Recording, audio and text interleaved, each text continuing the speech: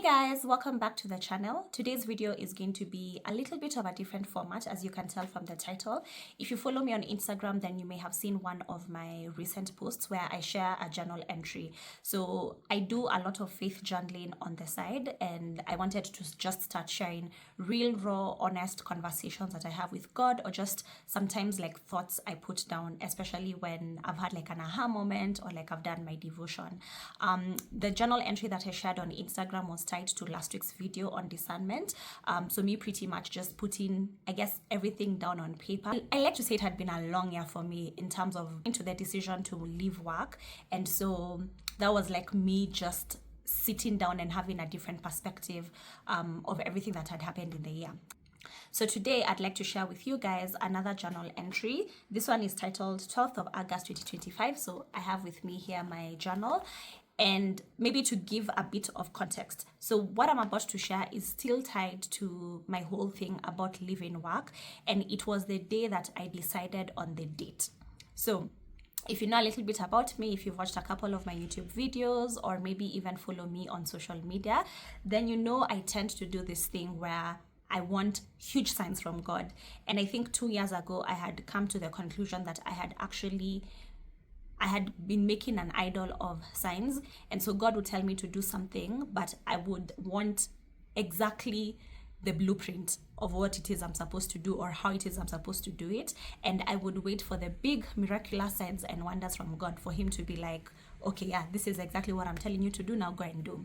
So as regards me leaving work, I had been debating about the date of leaving for a very long time.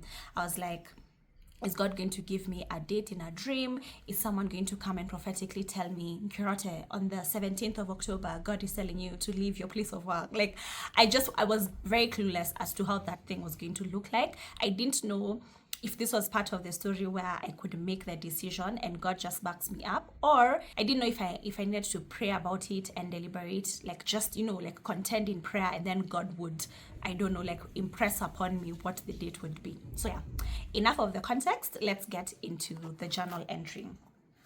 In Genesis chapter 1 verse 28, God commanded us to subdue the earth and have dominion over every living thing.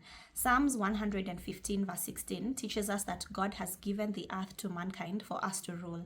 And in 1 Corinthians chapter 3 verse 9, we see that we are co-workers in God's service.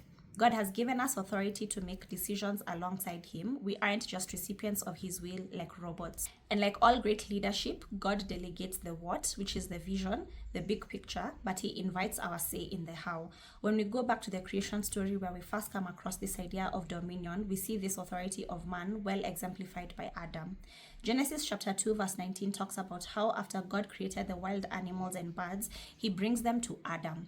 The NIV version says, he brought them to the man to see what he would name them, and whatever the man called each living creature, that was its name.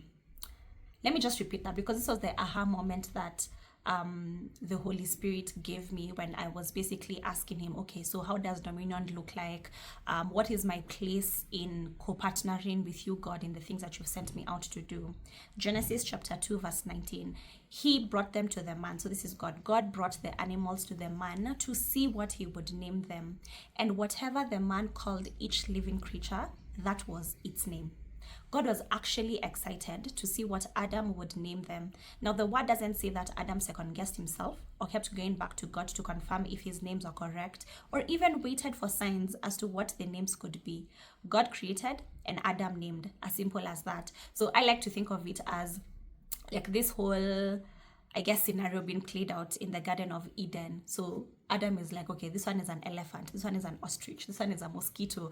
Like, he doesn't keep going back to God and being like, okay, God, I've called this really huge animal an elephant. What do you think? Does the name suit its personality, its character? Should I maybe instead call it a mosquito? That would be wild, like if an elephant was called a mosquito and a mosquito an elephant. Anyway, but we see nothing like that. The verse simply says, God brought the animals, and whatever the man named them, that was its name. But how many times do we get caught up in indecision because we are waiting on a sign from God, or are afraid we'll make the wrong decision and step out of his will? And this is where I was at. I was going back and forth over the date. I was like, should it be a month from now? Should it be a week from now? How long will it take me to get my ducks in a row? Maybe I'll sleep and God tonight is going to impress upon me that the date is, I don't know. Like I was just waiting for like a really huge sign from God, and I was stuck in indecision. God has already revealed his purpose and the direction you're to take. Now he's waiting for you to move. You have to believe that the Spirit in you, which is the Holy Spirit, will lead you to all truth to make the right decision. And if you make the wrong decision, you serve a loving God who will gently redirect you. As long as you aren't in direct disobedience to what God has already revealed to you, you also get a say. And that's what the Holy Spirit was teaching me, that when you ascend in your relationship with God, when you become a friend of God, you get a say. It's not just, Nkirote, I want you to do A to Z, and you do A to Z. Oftentimes it's, Nkirote, I want you to do A, B, C, and you get to figure out D, E, F, G, H, I, J. You get the point.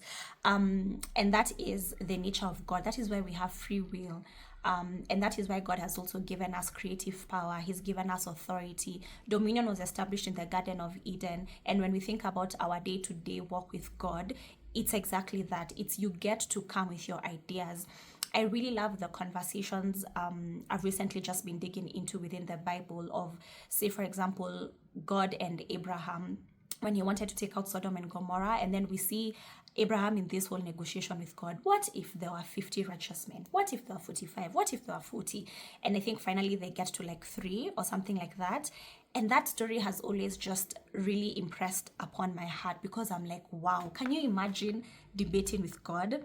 Like, can you actually imagine you're telling God, no, this is how I see things, and God is like, yeah, you have a point. Let's go your way. Like, that's profound. And that's exactly the kind of relationship that God is calling us into. That when he reveals a part of his vision to you, he's telling you, I've given you like the boundaries, quote unquote, but you get to decide how you're going to play within that field. Actually, that reminds me of an analogy that came to mind when I was thinking about the whole authority, dominion, etc. I tend to think of it as like a soccer playing field.